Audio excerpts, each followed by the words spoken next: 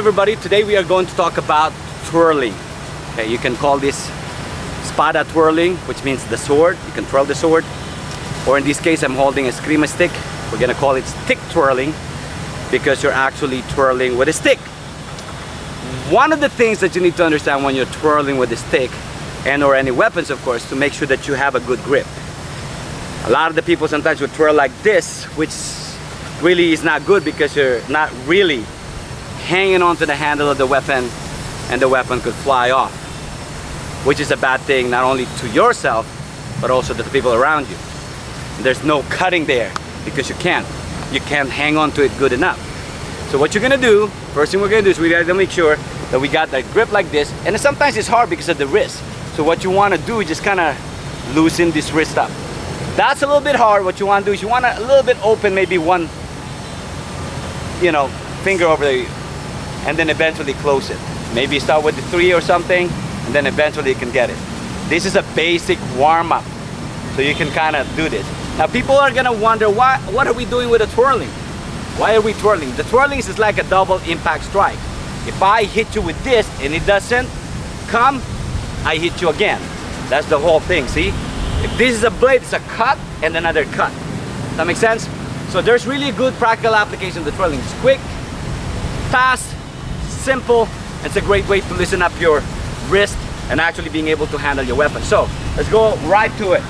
We have what we call this position over here, chambering, keeping your hands over here, and then this is your motion, what we call the downward twirl. Okay, this is the motion right here. See? That could be a strike to the head, another strike to the head, and then drawing it back. That's the motion.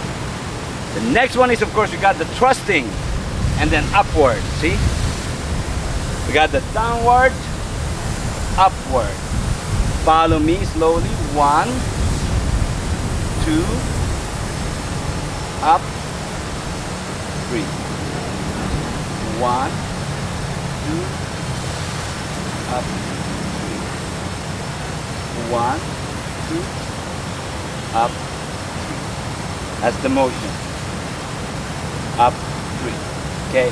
Now once you get and understand that, it's simple like this. See? That's the motion.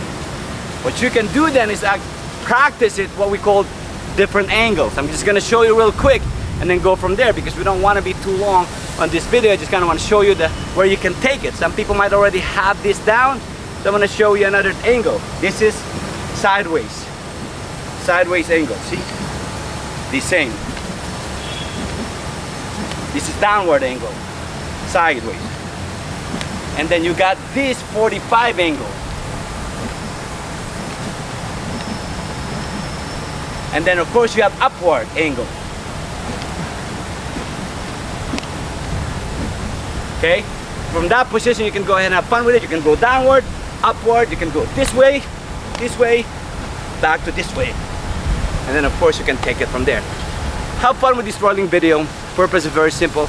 Understand it, very basic angles. Try to utilize the different ways that you can train and make sure that you hang on to your stick really good and have fun with it while you're twirling. So that way you can go ahead and actually have the practical application of twirling itself. When it comes to dealing with, in this case, one single stick, could be a sword though.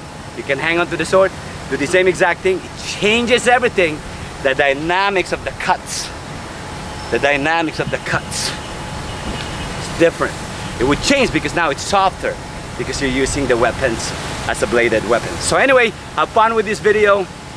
Practice it a little bit.